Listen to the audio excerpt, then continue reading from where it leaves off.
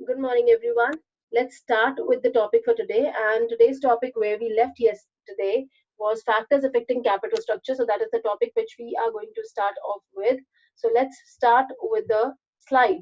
Okay, so we have got factors affecting capital structure. So, we can see that there are certain factors which are going to be taken into consideration while deciding upon the capital structure. That means which source should be used, right?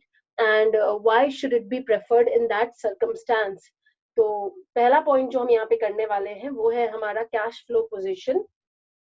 So cash flow position का मतलब क्या होता है, मैंने आपको पहले भी बताया था कि बिजनेस का प्रॉफिटेबल होना और उसका कैश फ्लो होना, ये दोनों थोड़ा सा अलग अलग होता है. और वो क्यों अलग अलग होता है? क्योंकि कैश फ्लो का मतलब होता है there should be the cash which should be available with the business so as to take care of the various obligations which it has incurred, right? And whereas when we talk about profit, तो profit तो हमको तब भी हम show कर सकते हैं जब हमारे पास क्रेडिट ट्रांजैक्शंस हुई हो, मतलब हमारी क्रेडिट सेल्स अगर हो और वो हमें हमें रिसीव नहीं हुआ है, तब भी हम उसको प्रॉफिट के फॉर्म में दिखा सकते हैं, because we record our transaction based on the accrual basis, right? That is, whenever that transaction is getting arise, that means whenever that income is getting generated, we will record it even if we have received it or not. But यहाँ पर थोड़ा सा फर्क है, और वो फर्क यही है कि हम कैश फ्लो उसी को मानते हैं जिसको कि जिसके केस में हमारे पास कैश की अवेलेबिलिटी रहती है in hand. Okay, so let's just understand cash flow position से हमारे डेट या इक्विटी की चॉइस पे क्या इम्पैक्ट पड़ता है. So the point is saying that the size of the projected cash flow must be considered before deciding the capital structure of the firm. If there is sufficient cash flow, debt can be used. तो sufficient cash flow का मतलब है यहाँ पर कि अगर business में जो आपके पास जो कैश होनी चाहिए to meet out the financial obligations, if it is there, if you have sufficient amount of cash available and which you have generated most probably from the investment that you have made, so in that case we can prefer debt, right?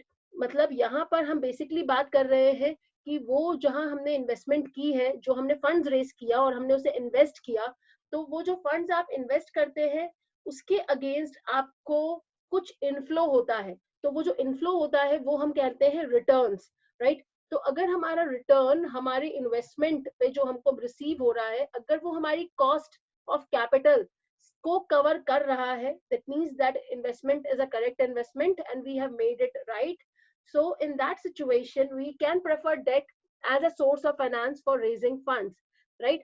Whereas जब इसका ये opposite हो जाएगा, मतलब कि जब हमारे जो कैश फ्लोज हैं वो उतने रेगुलर नहीं है, या फिर हम सर्टेन नहीं है कि हमको कितना कैश कब आएगा और कैसे रिसीव होगा, and this obligation which is in form of debt is already available with us, which we have to pay.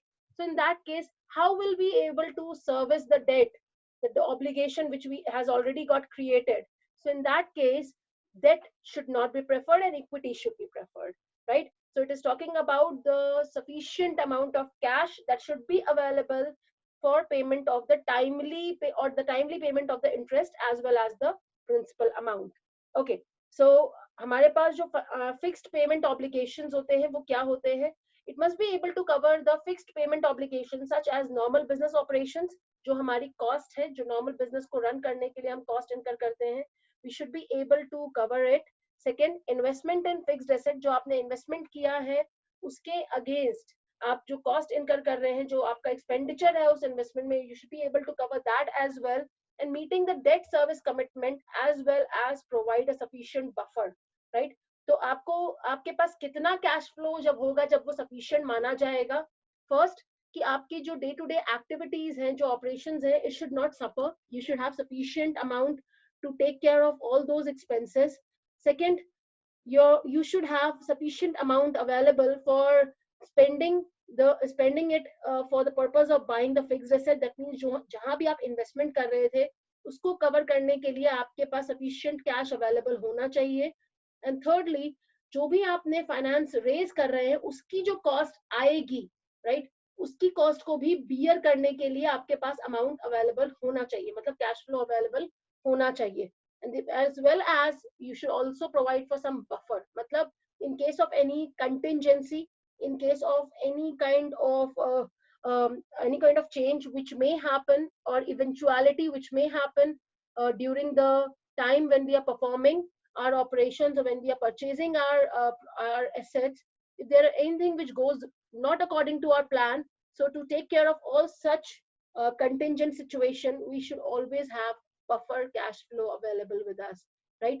तो मतलब इतना सारे पर्पसेस को मीट करने के लिए हमारे पास कैश अवेलेबल होना चाहिए. Only in that case we should go for debt. Okay, I hope this is clear. Next point is interest coverage ratio, right? And return on investment. So let me take you back to this board. Okay, board पे refer करेंगे. So this is your second factor and this is your third factor. So let me take you through it. Okay, so interest coverage ratio, जैसा इसका नाम बता रहा है, पहली बात तो ये दोनों रेशियोज आप पढ़ेंगे अपने थर्ड बुक में, अकाउंटेंसी में, एनालिसिस ऑफ फाइनेंशियल स्टेटमेंट के अंदर, जहां पर आप ये फॉर्मूलाज लगा करके अपने फाइनेंशियल स्टेटमेंट्स को एनालाइज करेंगे, उसको इंटरप्रेट करेंगे. ओके, सो अभी फाइनेंस में हमको जो पर्टिकुलर रेशियोज का काम आता है वो कुछ ये रेशियोज है हमारे पास. So first one is interest coverage ratio. Interest coverage ratio जैसा कि नाम ही बता रहा है कि इंटरेस्ट जो कि हमारी एक फिक्स्ड फाइनेंशियल ऑब्लिगेशन है, राइट, उसको रीपे करने के लिए कितना प्रॉफिट अवेलेबल है हमारे पास, right. So if we have this interest which we have to pay, how much amount of earning is available with us. तो जितने मल्टीपल नंबर ऑफ टाइम्स ये ज्यादा होगा आपके इंटरेस्ट से, उतना मल्टीपल नंबर ऑफ टाइम्स आप ज्यादा सिक्योर्ड है for raising funds using debt. समझ में आई मेरी बात? नहीं समझ में आई? फिर से एक बार समझा रही हूँ, ध्यान से सुनिए इसे, राइट. इंटरेस्ट कवरेज रेशियो, हम सबको पता है कि डेट के थ्रू जब हम पैसा रेज करते हैं तो इंटरेस्ट हमारे लिए एक फाइनेंशियल चार्ज होता है, राइट. फाइनेंशियल चार्ज जिसे हमें पे करना होता है. तो आपके पास इतनी अर्निंग्स, इसको हम कई बार जनरल लैंग्वेज में ईबीआईटी को ऑपरेटिंग इनकम या ऑपरेटिंग प्रॉफिट भी कहते हैं, राइट. तो ये जो हमारी अर्निंग्स है वो इतनी होनी चाहिए कि जो इंटरेस्ट जो हमारा फाइनेंशियल ऑब्लिगेशन है उसको मल्टीपल फोल्ड में वो कवर करे, राइट. अगर मल्टीपल टाइम्स ज्यादा है हमारी अर्निंग तो हम इंटरेस्ट के थ्रू, मतलब इंटरेस्ट को बियर करने के लिए रेडी हैं. इसका मतलब क्या हुआ कि हम डेट के थ्रू पैसा रेज कर सकते हैं. So that shows our stability and that shows that we are secured for raising funds through debt. I hope this is clear. Okay, next हमारा जो यहाँ पर लिखा है मैंने वो है ROI, which is called return on investment, right. Okay, return on investment अगर सीधी और साफ भाषा में बोलूं जनरल लैंग्वेज में, तो रिटर्न ऑन इन्वेस्टमेंट का मतलब है कि जो भी हम पैसा जहां इन्वेस्ट करने वाले हैं उससे हमें क्या रिटर्न्स जनरेट हुए, मतलब क्या प्रॉफिट जनरेट हुआ, क्या सरप्लस जनरेट हुआ, राइट. तो उसको निकालने के लिए क्या फॉर्मूला होता है, इट इज, कल भी हमने किया था इसे, EBIT divided by total investment, right. तो EBIT is earning before interest and tax and total. Okay,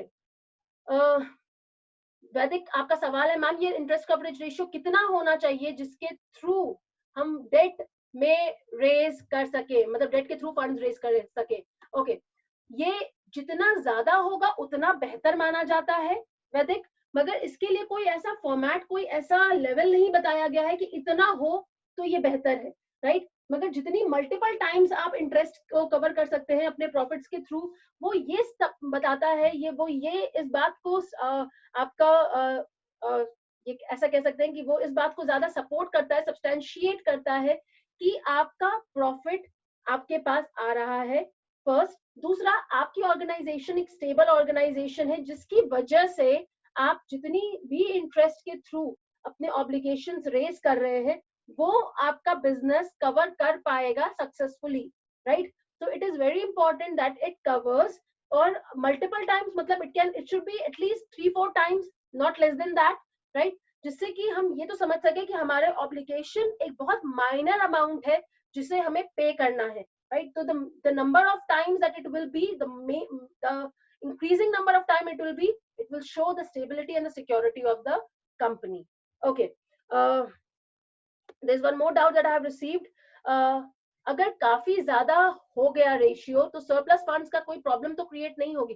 काफी ज्यादा मतलब उस केस में हम ऐसा कहेंगे आर्यन, इस थोड़ा सा इस पॉइंट को मैं आपको थोड़ा रिफ्रेम करती हूँ। अगर ये ईबीआईटी बहुत ज्यादा है और इंटरेस्ट की ऑब्लिगेशन बहुत कम है, इसका मतलब है कि आपकी जो डेट लेने की कैपेसिटी है वो अभी भी आपके पास है, मगर आप अपने डेट को उस लेवल पे लेकर के अपने कॉस्ट को कम नहीं कर रहे हैं, right? So this is the time when we have so much of earnings available and our earnings are stable, so we can capitalize on debt, we can exploit debt as an opportunity and can further lead to increase our debt component in the capital structure, because we are capable of paying the obligations which we will be incurring. And secondly, because of that, if we are using this debt as an obligation, और हमको उससे क्या होता है, हमारा wealth maximization objective achieve होता है. That means by use of more of debt in the capital structure and the earnings are also supporting it, so ये होने की वजह से आपके returns to the equity shareholders will increase, right? I hope this is clear. Aaron, I hope this clarifies your doubt. Okay. Ishita, आपका question है कि मैं ये से वापस समझा दूं, तो आप एक काम करेंगे बच्चे, आपको ये लेक्चर दोबारा से सुनना पड़ेगा। मैं इस पॉइंट को अभी दोबारा रिपीट नहीं करूंगी। आपको अगर कोई और डाउट है इस पॉइंट के अंदर जो आप नहीं समझ पाए हैं, आप वो डाउट पूछ सकते हैं। मैं हमेशा कहती हूँ कि अगर आप मुझे कहेंगे किसी कॉन्सेप्ट को फिर से पूरा रिपीट किया जाए, so we are uploading all the videos that we are having during the online classes, so I want you to go through it and understand the concept once again, twice again, thrice again, and if you have still not understood it, I'll get back to you and re-explain that point to you, right? But not before that. Okay, Ishita, I hope that answers your doubt as well. Okay, the next point is ROI, that is return on investment. मैंने कल भी बताया था कि return on investment का मतलब होता है कि जो इन्वेस्टमेंट आप जहां करने वाले हैं उसके ऊपर आप क्या रिटर्न जनरेट करेंगे, right? Return should be of that much amount जहां वो उसकी कॉस्ट को, जो आपने उसकी कॉस्ट इनकर की है उस फंड को रेज करने की, प्लस वो जो कॉस्ट आप इनकर कर रहे हैं उस इन्वेस्टमेंट में पैसा लगाकर, वो दोनों कॉस्ट आपकी रिकवर हो जानी चाहिए। अगर वो रिकवर नहीं होती है और आपको सरप्लस नहीं मिलता है, तो उस केस में आपको वो इन्वेस्टमेंट प्रपोजल प्रॉफिटेबल नहीं रहा। I hope you all understand this point. Okay, so the formula for calculating ROI is EBIT divided by total investment. That means what is the earning that we are generating over the investment that we are making, right? Multiplied with 100, that means the answer which we are going to get is in percentage. तो आपको ये हमेशा ensure करना है कि return should always be greater than the cost. अगर return कम हो जाता है कॉस्ट से, जो हमने कल समझा भी था न्यूमेरिकल के अंदर, कि अगर रिटर्न कम होता है कॉस्ट से, वो उस केस में वो इन्वेस्टमेंट प्रपोजल ही ऑल टुगेदर गलत हो गया, राइट? तो वहां पर जनरली उस प्रोजेक्ट को रोक करके उसमें चेंजेस लाए जाते हैं so as to minimise the loss, या फिर उसको अबंडन कर दिया जाता है depending upon the financial condition of the organisation. Okay, I hope this is clear to all. Okay, so ROI is saying that return should be greater.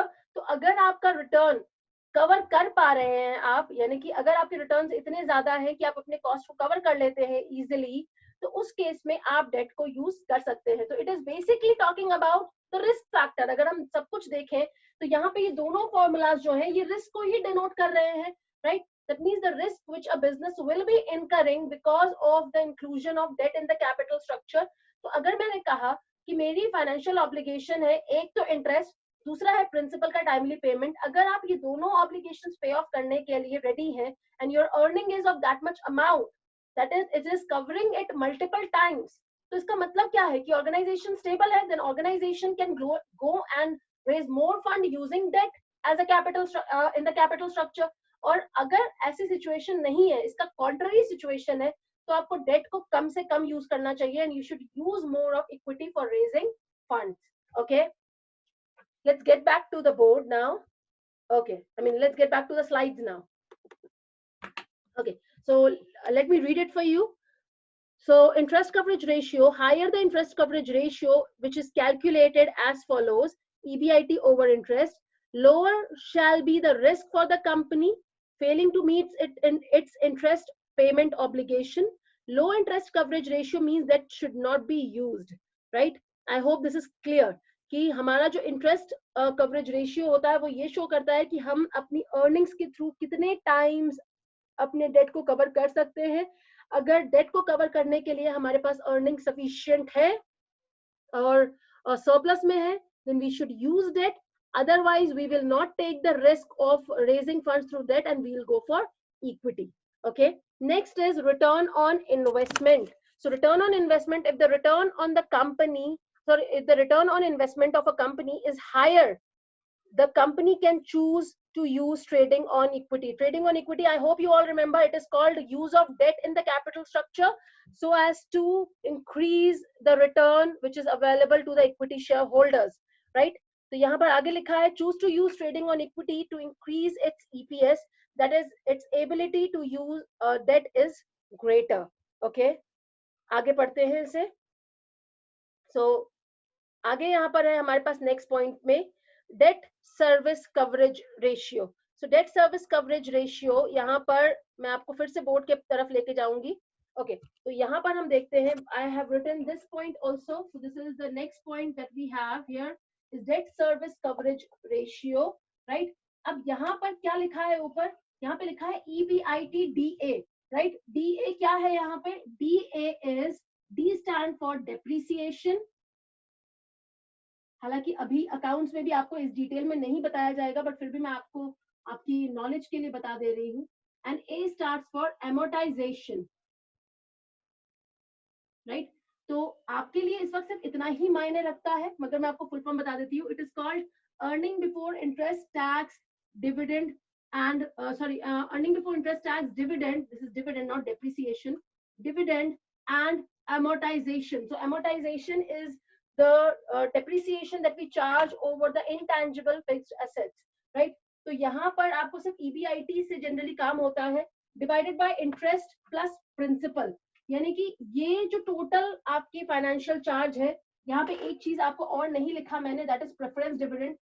अगर आप preference share capital को भी यूज कर रहे हैं तो उसके इसमें प्रेफरेंस डिविडेंड भी आपकी एक ऑब्लिगेशन बन जाती है.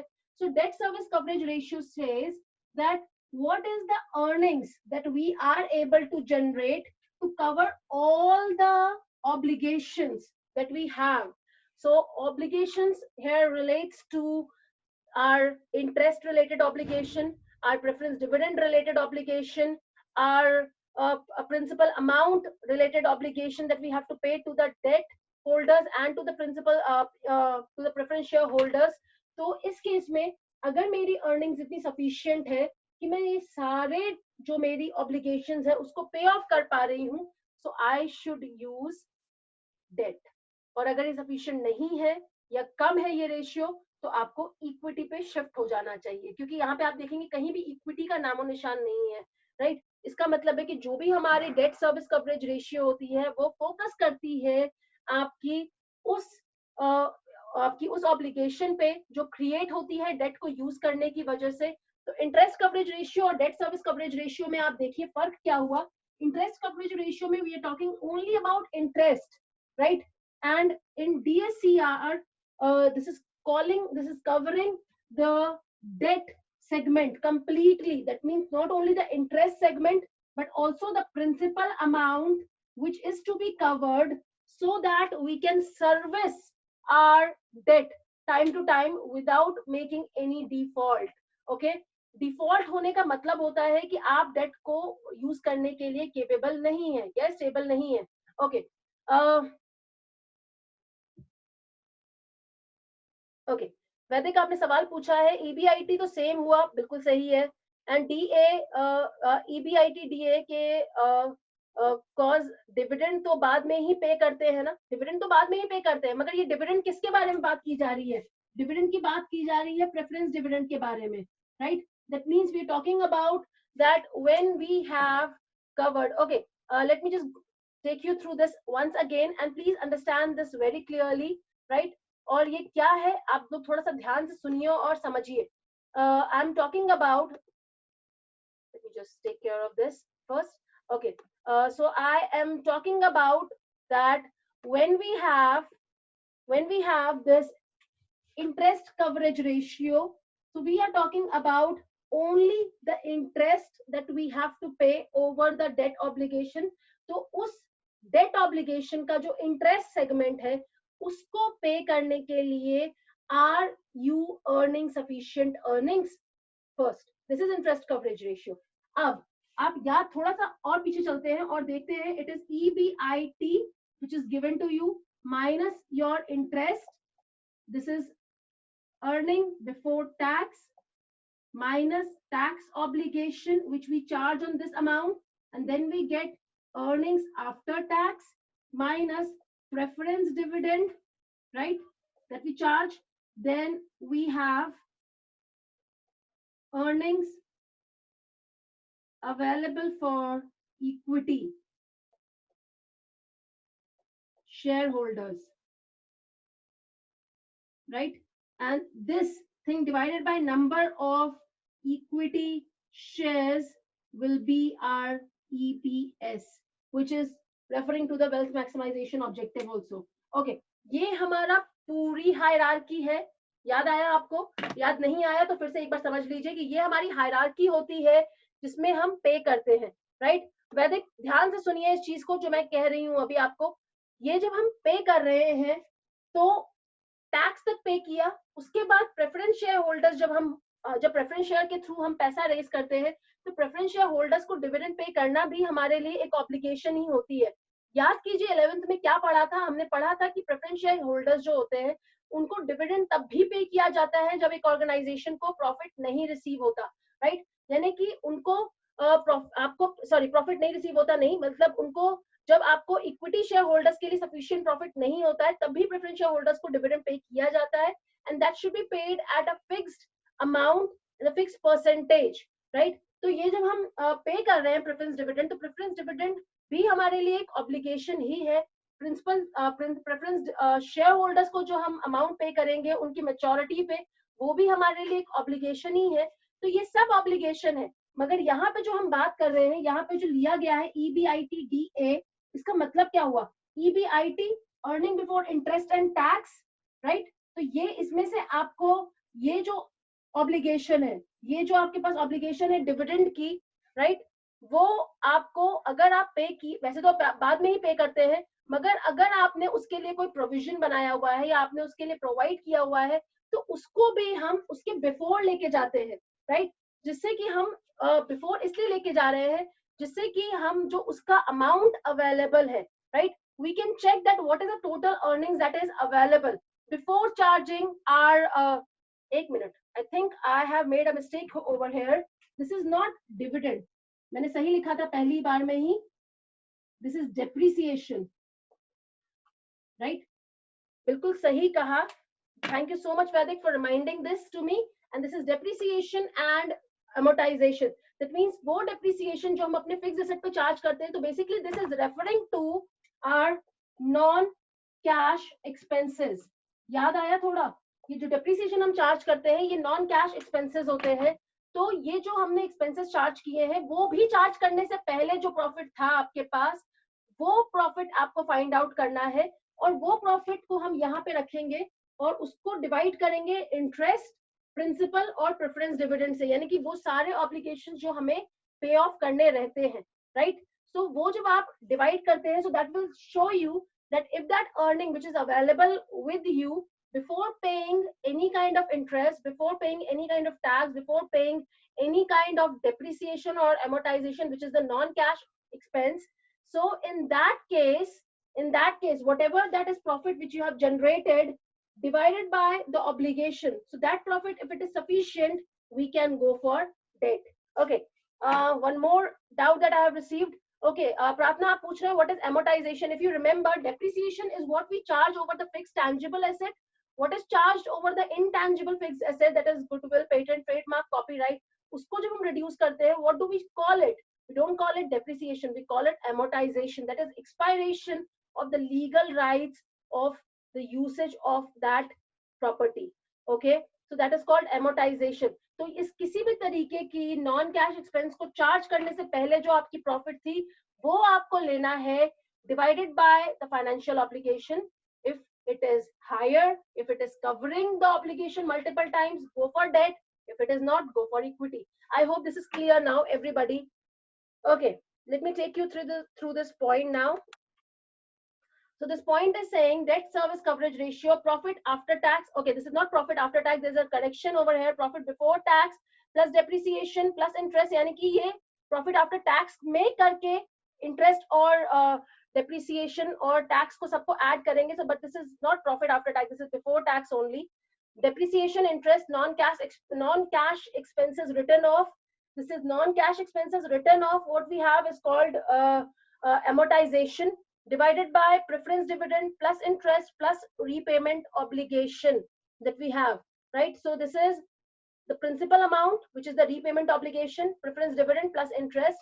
आपका debt service ratio, second paragraph में पढ़ते हैं, a higher debt service coverage ratio in which the cash profit generated by the operations are compared with the total cash required for servicing of debt and the preferential capital, the better will be the ability of the firm to increase the debt component in the capital structure. जैसा कि मैंने आपको पहले बताया कि अगर ये profit आपका ज्यादा रहेगा तो इसका मतलब है कि आप डेट के थ्रू पैसा रेज कर सकते हैं, और अगर ये प्रॉफिट जो आपका परसेंटेज है, अगर वो रेशियो है आपका, वो आपका अगर कम आ रहा है तो आप डेट को यूज नहीं करेंगे for raising your funds. Okay, आगे चलते हैं. The low date service coverage ratio shows debt should not be used, prefer more of equity.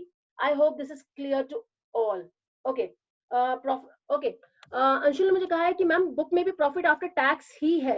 Okay, but tax अगर प्रॉफिट आफ्टर टैक्स ले रहे हैं, सो दैट मीन्स कि प्रॉफिट आफ्टर टैक्स लेने के बाद वो टैक्स माइनस करते हैं और इंटरेस्ट वापस से ऐड बैक करते हैं. Okay, so I will get back to you over this formula once again.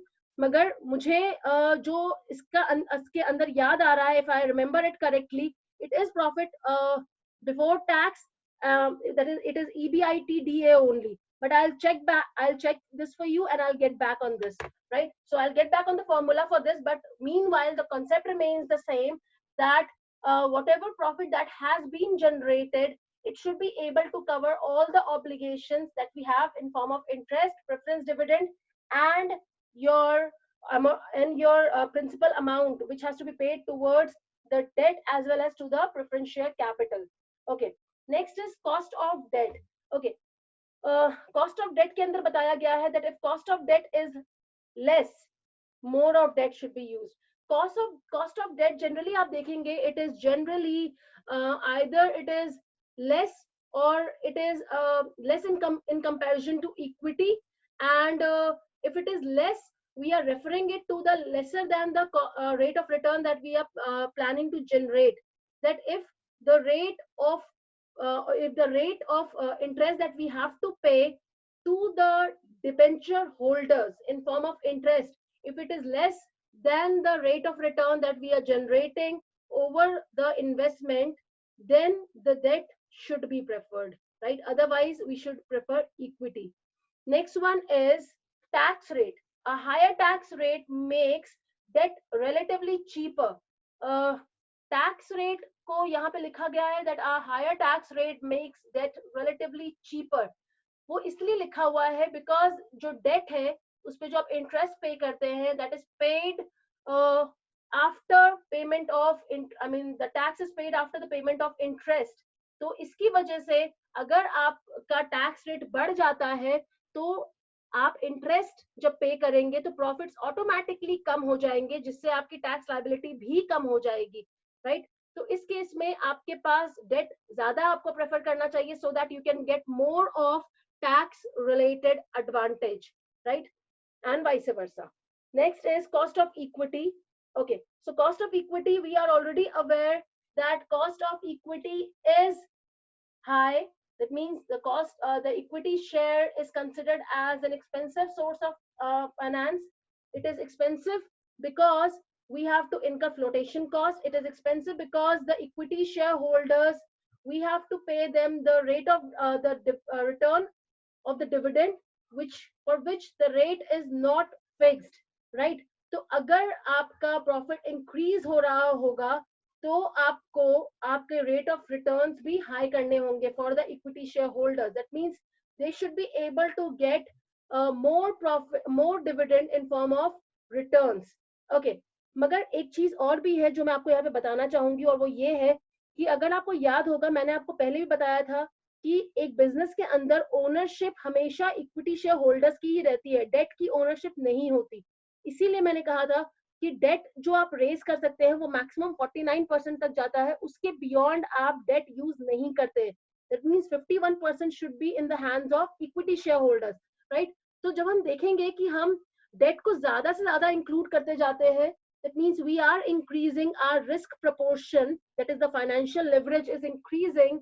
तो उस केस में क्या होता है कि उस केस में आपकी जो इक्विटी की जो कॉस्ट होती है वो भी बढ़ने लग जाती है, राइट। बिकॉज आप ऑब्लिगेशंस बढ़ा रहे हैं, मतलब आप रिस्क बढ़ा रहे हैं, तो वो रिस्क ऑफ लॉस जो है वो किसके ऊपर फाइनली किसको फाइनली बियर करना पड़ेगा, वो बियर करना पड़ेगा आपके इक्विटी शेयर होल्डर्स को। और इसीलिए आप ये देखेंगे कि जो आपका जैसे जैसे डेट बढ़ता जाता है कैपिटल स्ट्रक्चर में beyond a limit, when it increases, it will not lead to trading on equity, but it will reduce the earning per share, because जो आपकी डेट को यूज करने से एडवांटेज था वो एक पॉइंट तक, एक लिमिट तक ही चलता है, उसके बाद वो एक एडवांटेज की जगह डिसएडवांटेज हो जाता है, and that does not result into the providing of advantage to the equity shareholders. And that is why it is said that equity plays a very vital role when it is used along with debt, but it becomes disadvantaged when the debt is used beyond a certain limit, right. So this is what this point is saying. Let's go through this point. When the company uses more of debt, the financial risk faced by equity shareholder increases, so their desired rate of return also increases, right. Because we are increasing the risk, so the equity shareholders will also expect a higher return. Okay, आगे चलते हैं. If the debt is used beyond a point, cost of equity may go up sharply and share price may decrease in spite of increased EPS, right. तो यहाँ पर इसीलिए से कहा गया है कि ये ट्रेडिंग ऑन इक्विटी का कॉन्सेप्ट अप्लाई नहीं होगा जब आप एक पॉइंट के बियॉन्ड अपने डेट को यूज करेंगे, because with the increase in the financial leverage, the risk is actually increasing on the equity shareholders, and so the cost of equity goes on increasing. So it is not a favorable situation for the organization, and so it should not be preferred. Okay, आगे चलते हैं. Next is flotation cost. तो flotation cost हमको पता है कि date की cost जो होती है फ्लोटेशन की वो कम होती है, एंड जो इक्विटी की फ्लोटेशन कॉस्ट होती है वो हायर होती है. So in case we have a choice based on flotation cost, तो उस केस में debt should be preferred, right. And debt को भी हम तभी प्रेफर करेंगे जब बात यहाँ पे सिर्फ फ्लोटेशन कॉस्ट की रहेगी और बाकी सारे फैक्टर्स आपके स्टेबल हैं. मगर अगर आपकी अर्निंग स्टेबल नहीं है, so even if equity has got a higher flotation cost, we will not prefer debt, but we will go for equity only. Okay. Next, risk consideration. So risk consideration मतलब again हम उसी point पे आकर घूम फिर के आ गए, and which is the risk which we incur when we are talking about the risk which is related to debt and risk which is related to equity. So when we talk about the risk which is related to equity, तो equity के अंदर risk कम रहता है, मगर क्योंकि हमारे पास obligation नहीं है टू पे of the interest.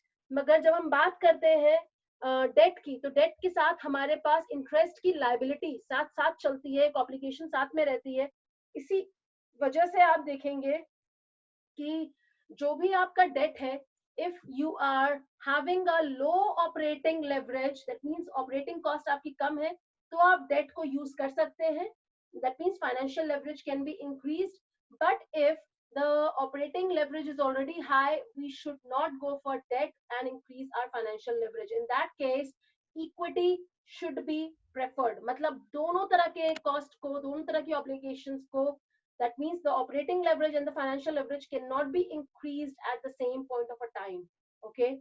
So risk consideration पढ़ लेते हैं. The total risk of the business depends upon the business risk and the financial risk. Business risk मतलब यहाँ पे बात कर रहे हैं ऑपरेटिंग रिस्क की, ऑपरेटिंग लेवरेज की, और फाइनेंशियल रिस्क मतलब फाइनेंशियल लेवरेज की, right. If a firm business risk is lower, it means operating leverage अगर कम है, its capacity to use the debt is higher and vice versa. तो मैंने आपको बता दिया कि हमारी जो टोटल जो रिस्क फैक्टर है वो बनता है हमारा ऑपरेटिंग रिस्क से और फाइनेंशियल रिस्क से। एक टाइम पे आप एक ही रिस्क को बढ़ा सकते हैं, दोनों कॉस्ट को एक साथ नहीं बढ़ाया जा सकता। Okay, next is flexibility. Okay, so अगर आप if you are using more of debt, right, so in that case आप further debt को use नहीं कर पाएंगे if in case you are continuing to use or raise your funds using debt as an instrument। इसका मतलब क्या हुआ? इसका मतलब ये हुआ कि जैसे मैंने आपको एग्जांपल दिया था कि 49% तक मैक्सिमम है जब आप डेट यूज कर सकते हैं। तो